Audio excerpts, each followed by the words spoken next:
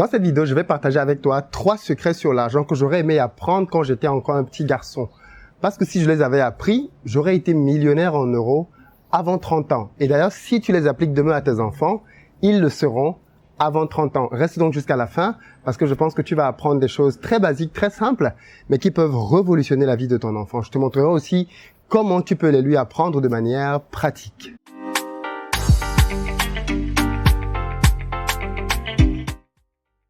Salut, moi c'est Philippe et bienvenue sur ma chaîne. Ici on parle d'entrepreneuriat et d'investissement parce que je suis convaincu que ce sont les 2 piliers sur lesquels on doit s'appuyer pour faire émerger le continent africain. Donc si toi aussi tu veux faire partie de cette belle aventure, 2 choses à faire. La première, abonne-toi à cette chaîne et active la notification pour être informé de l'apparition de chacune de nos nombreuses vidéos hebdomadaires.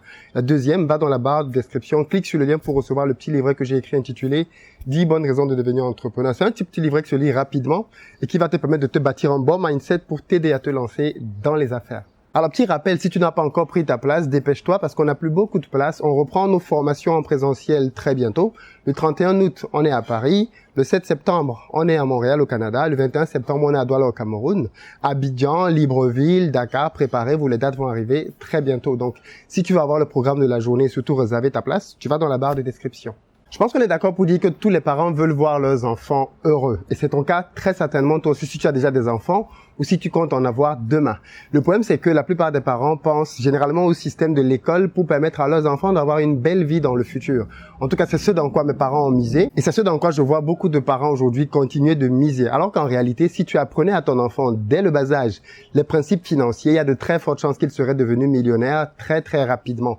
Il y a beaucoup d'enfants qui sont millionnaires aujourd'hui à l'âge de 10, 12, 14, 15, 16 ans. Donc quand je te dis qu'à 30 ans, ton enfant sera millionnaire, c'est quasiment certain parce qu'il aura eu tellement d'opportunités de pouvoir répéter les principes que je vais te partager dans cette vidéo qu'il finira forcément par s'enrichir. Le premier principe que je veux que tu puisses apprendre à tes enfants et que j'aurais aimé apprendre moi, c'est que l'argent, c'est quelque chose qui s'obtient en échange d'un service. Je sais pas si tu as remarqué, mais quand on est petit, on a tendance à avoir de l'argent gratuitement, en fait. C'est-à-dire quoi? Tu as besoin de quelque chose, tu as besoin d'une chaussure, tu as besoin d'un livre, tu as besoin d'un sac, tu as besoin, je sais pas, moi, trop d'aller t'amuser avec tes copains. Et ton réflexe, il est quoi? Aller voir tes parents, tendre la main et leur dire, papa, je veux ci, maman, je veux ça. Et les parents, généralement, ce qu'on fait, c'est qu'ils prennent l'argent dans leur poche et ils te le donnent.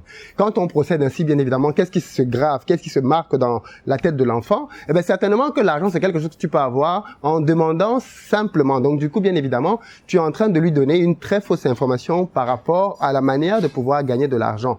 Quand on est adulte, on sait très bien qu'on gagne l'argent en échange de quelque chose. Ça veut dire que, bien évidemment, il faut pouvoir répondre à un problème, répondre à un besoin ou simplement échanger son temps ou alors une compétence en retour de l'argent. Et ça, c'est quelque chose qu'il faudrait que tu puisses apprendre à ton enfant absolument. Je te donnerai un exemple à la fin qui te montrera comment tu peux faire ça. La deuxième chose qu'il faut pouvoir apprendre à un enfant, c'est que l'argent, c'est quelque chose qui se multiplie. Pourquoi? Parce que généralement, le réflexe d'un enfant, quand il perçoit de l'argent, c'est de l'utiliser tout de suite et de manière complète. Si tu lui donnes 1 euro, si tu lui donnes 100 francs, 200 francs CFA, le réflexe de l'enfant, c'est d'aller à la boutique et de dépenser tout son argent contre la chose qu'il a envie d'acheter. Or, quiconque procède comme ça, bien évidemment, est condamné à ne jamais s'enrichir. D'ailleurs, je soupçonne que les adultes qui, à la fin du mois, se retrouvent avec 0 € dans leur compte bancaire, ce sont des gens qui, justement, quand ils étaient petits, chaque fois qu'ils avaient l'argent, l'utilisaient en entier, quitte à ce que le lendemain, ils reviennent pour te redemander de l'argent. Donc, bien évidemment, il faut pouvoir transmettre et assurer la transmission de ce principe-là à ses enfants. Il faut donc en réalité que ton enfant apprenne à épargner systématiquement une partie de l'argent qu'il perçoit. Automatiquement, peu importe la somme, il faut qu'il y ait un pourcentage, 10, 20, 30, 40, 50, mais qu'il y ait forcément toujours un pourcentage qui soit dédié à une épargne.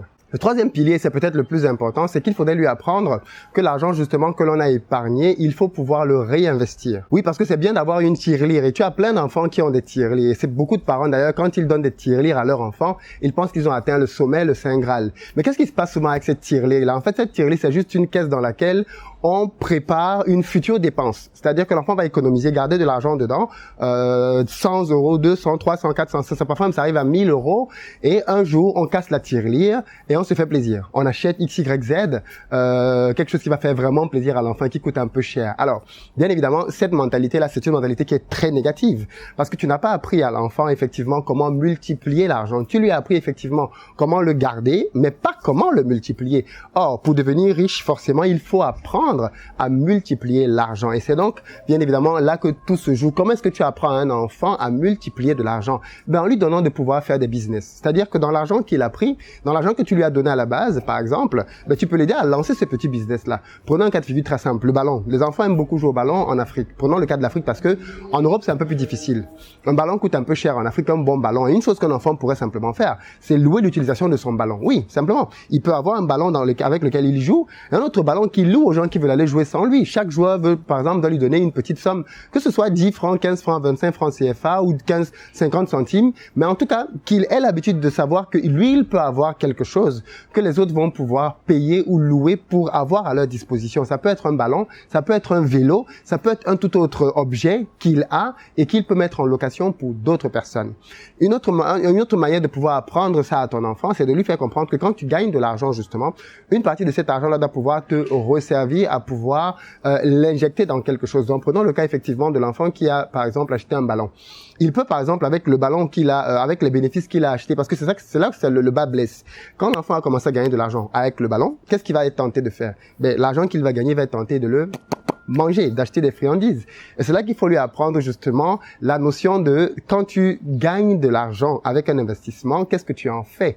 Tu prends une partie que tu mets dans ton épargne, mais l'autre partie, tu la réinjectes dans ton business. Tu achètes un deuxième, un troisième, un quatrième ballon pour pouvoir louer à de plus en plus de personnes et multiplier donc ainsi tes revenus. C'est un moyen, à mon avis, très simple, mais très sage d'apprendre à un enfant à gagner de l'argent. Mais tu peux aussi faire, par exemple, que ton enfant aille démarcher dans le quartier pour pouvoir commencer à apprendre à prospecter et à convaincre des clients. D'autant plus que quand on est un enfant, on a un très bel atout marketing, c'est sa jeunesse.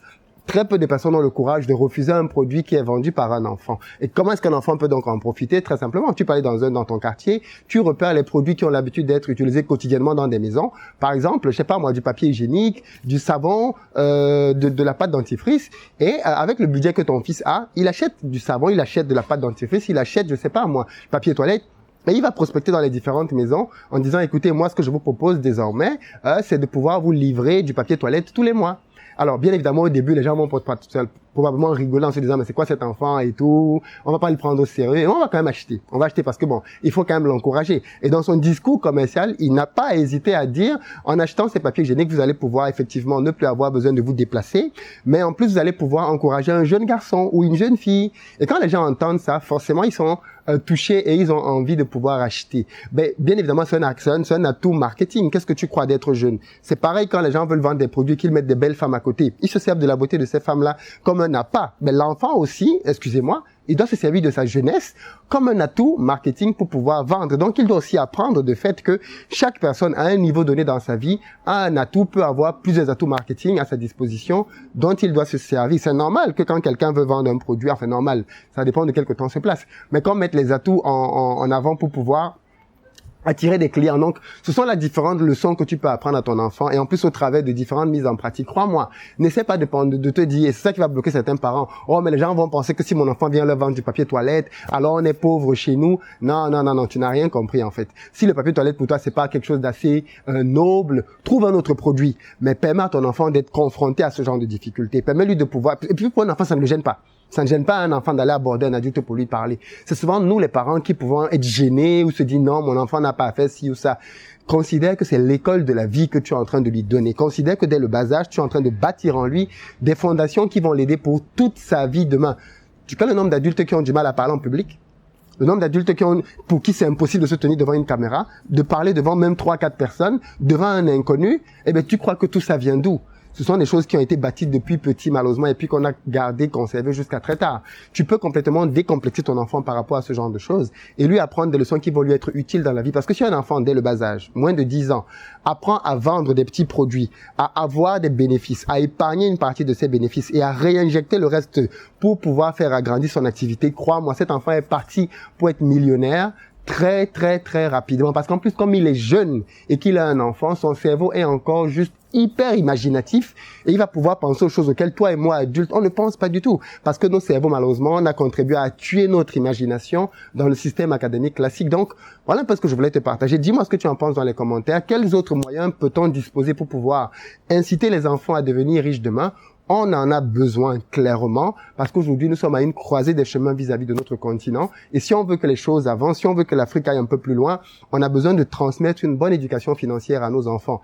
Et bien évidemment, pour que nos enfants l'intègrent bien, il faudrait que nous-mêmes, les parents, nous soyons des acteurs qui posons les mêmes actes. Parce que si toi-même tu es un gros consommateur, ton enfant ne comprendra pas pourquoi tu lui demandes de faire des épargnes. Ton enfant ne comprendra pas pourquoi tu lui demandes de faire des business si toi-même tu n'en fais aucun. De toutes les façons, je pense que si tu ne fais pas de business, tu ne seras certainement pas d'accord avec moi, ou alors tu trouveras un moyen échappatoire de ne pas permettre que ton enfant apprenne ces leçons qui pourraient pourtant lui être cruciales et clairement faciliter sa vie par la suite. Pense bien à cela.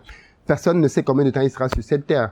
Quand est-ce que tu penses que ton enfant doit pouvoir être autonomisé? Pour moi, en tout cas, le plus tôt possible. Moi, j'aimerais bien que mes enfants, dès 12, 14, 15 ans, n'aient plus besoin de leurs parents, tout au moins du côté financier, qu'ils aient suffisamment gagné d'argent pour qu'ils puissent être totalement autonomes sous cet angle-là. Et puis que désormais, on ait une relation de père à fils, mais dans laquelle l'argent n'est plus une input ou une data qui est problématique. Merci beaucoup d'avoir suivi cette vidéo. Partage-la à tout parent ou à tout futur parent qui pense que l'avenir de ses enfants est quelque chose d'important. À très bientôt sur la chaîne.